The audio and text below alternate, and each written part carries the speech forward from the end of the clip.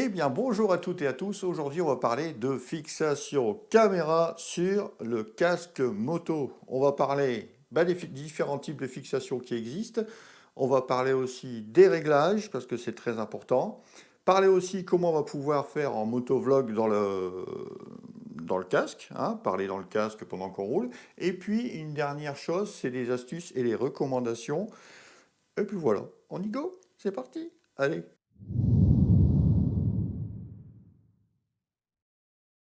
Alors, j'ai retiré les caméras pour vous montrer. Ici, on va commencer par la fixation de dessus de caméra. Donc, une fixation incurvée.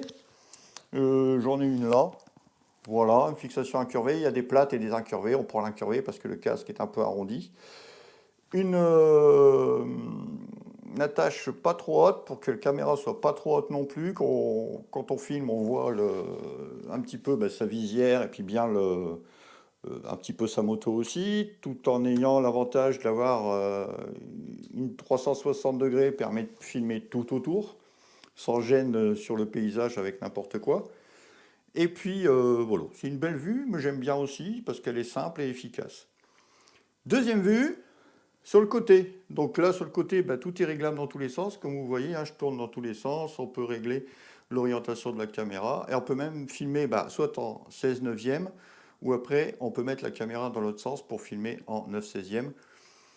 Ou alors, certaines caméras, comme ma petite Go 2, il n'y a même pas besoin de mettre de raccord quoi que ce soit. N'importe quelle orientation, ou comme la GoPro 11, ou même la RS. Maintenant, elle filme tout à l'horizontale. Donc, on peut les brancher directement et puis choisir un fichier à l'horizontale.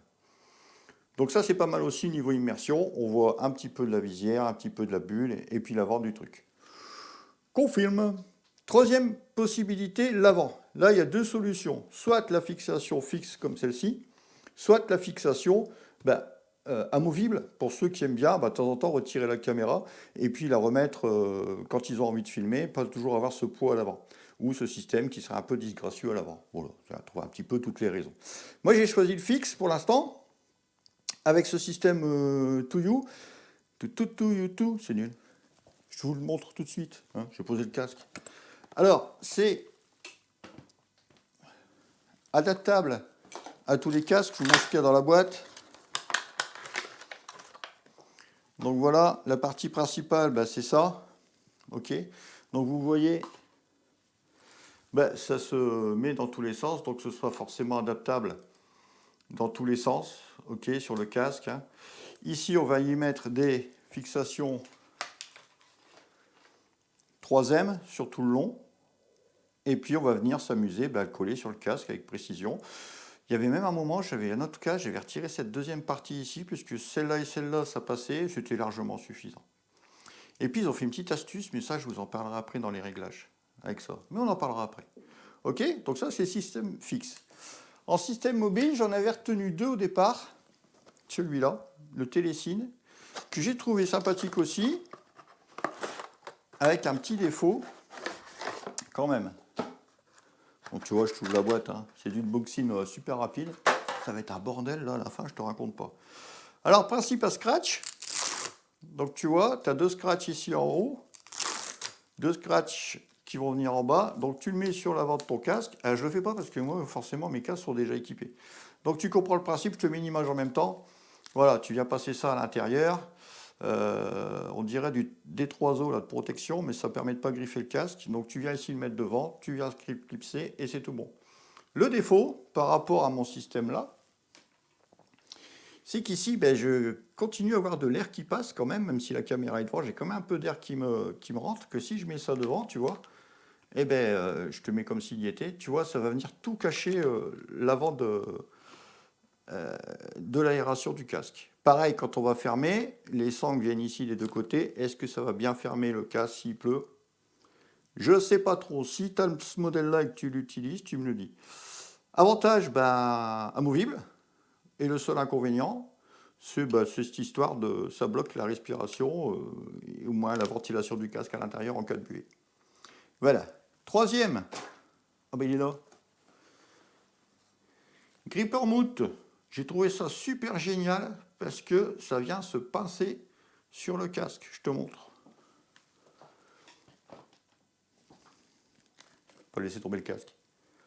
Voilà, principe tout simple. On vient écarter. Ici comme ça, je te le fais, on écarte, on passe, ça vient sur le casque.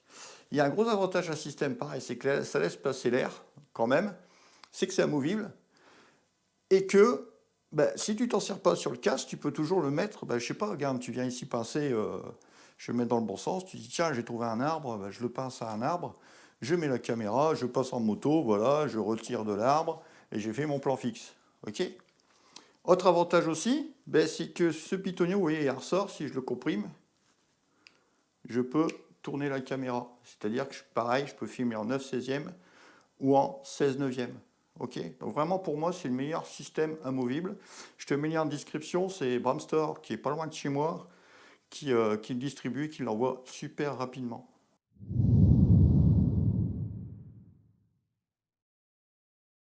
Sinon, il existe beaucoup d'autres attaches.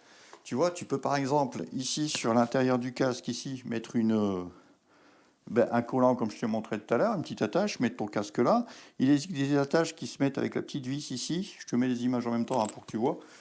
Bref, il y en a plein. Quand tu tapes sur Google attache casque GoPro moto, tu es parti pour un choix qui est quand même pas mal. Donc ça, c'est tous mes choix personnels. Donc lien en description de tout. Ok?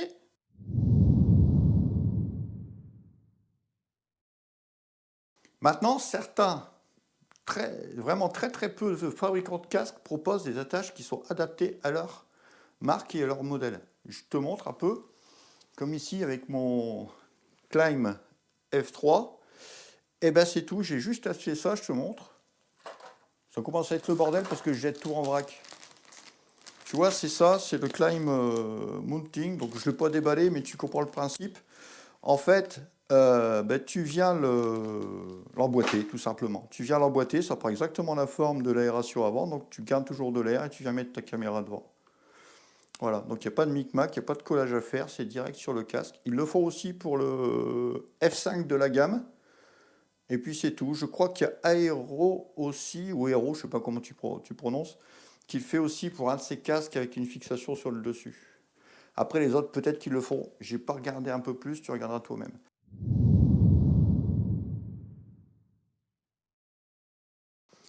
Bon, t'as vu le sourire. Parlons réglage maintenant. Ça y est, c'est la première fois que tu montes ton casque avec ta caméra, tout ça, machin, t'es prêt à y aller, t'as tout aligné. Et sache que là, comme ça, c'est mort. Tout ce que tu vas filmer, c'est ton tableau de bord. Ok? Je te montre en image, regarde. Tu vois là, je t'ai mis sur la moto le réglage droit. Donc tu vois ce que ça donne finalement quand tu es sur la moto.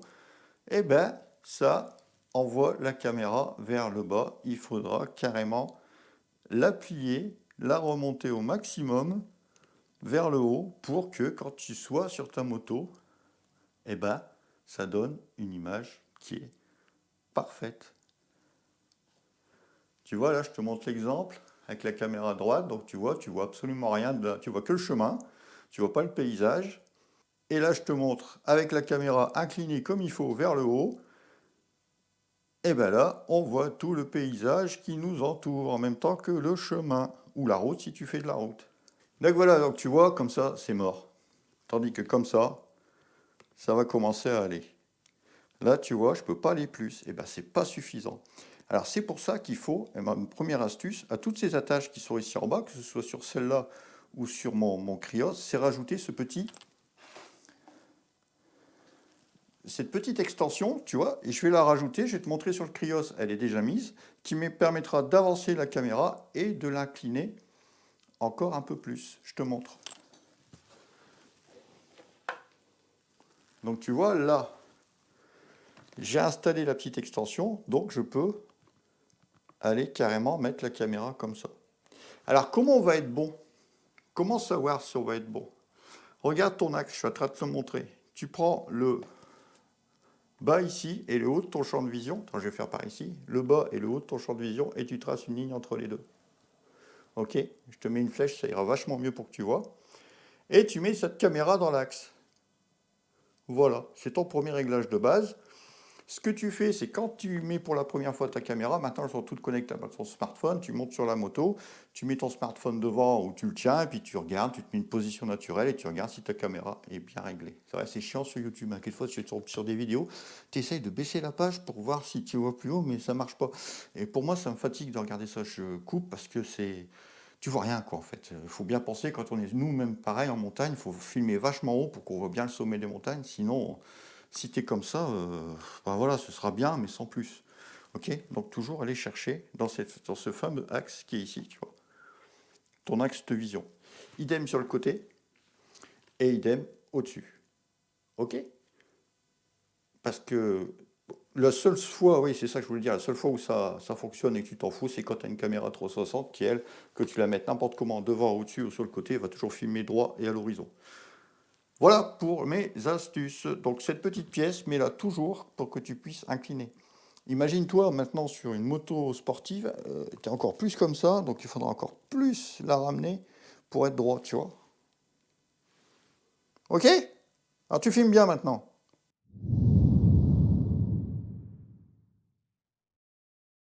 Bon, ça concernera uniquement l'avant de la moto.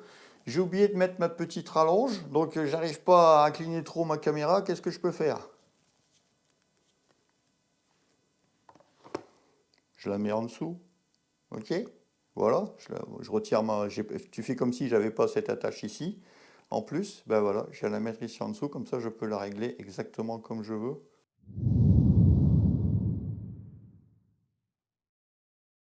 Tu veux parler en roulant? J'ai pas fait clic à fond. Ouais, fais gaffe, à toujours bien enfoncer, sinon c'est foutu, ça prend pas le micro. Eh ben facile, tu branches, tu as ton micro cravate que tu vas fixer soit sur le devant de ton casque ou soit légèrement sur le côté de ta bouche. En fait, moi je me sers quand je le fais.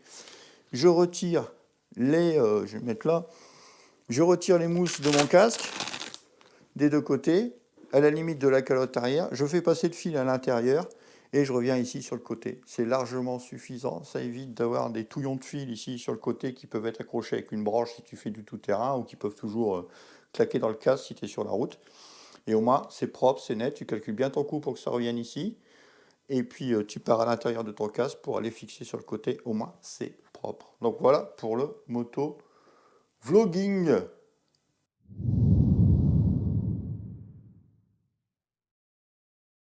Dernière chose maintenant. Sécurité. À ton avis, si tu te pètes la gueule sur l'avant comme ça, elle finit où ta caméra? Si elle est là, elle va finir là, d'accord? Dans certaines compétitions sportives, c'est totalement interdit, genre le Dakar, vous avez vu cette année, si vous avez regardé Dakar en 2023, il n'y a plus une seule caméra qui est posée sur le pilote. Même ici sur le torse, ça a été interdit. Vous avez vu, c'est que des caméras embarquées, de caméras posées sur la moto, c'est tout. Imaginez-vous si elle est là comme ça, en cas de choc, qu'est-ce que ça va faire? Tout le système va aller écraser la coque, à la limite percer la coque et compagnie. Idem sur le dessus. Ça peut s'enlever facilement, ça peut aplatir, ça peut passer à travers. Prenez-le en compte. C'est très bien de faire des belles images, c'est très bien de se faire plaisir, mais prenez en compte qu'en cas d'accident, ça peut être très, très, très dangereux.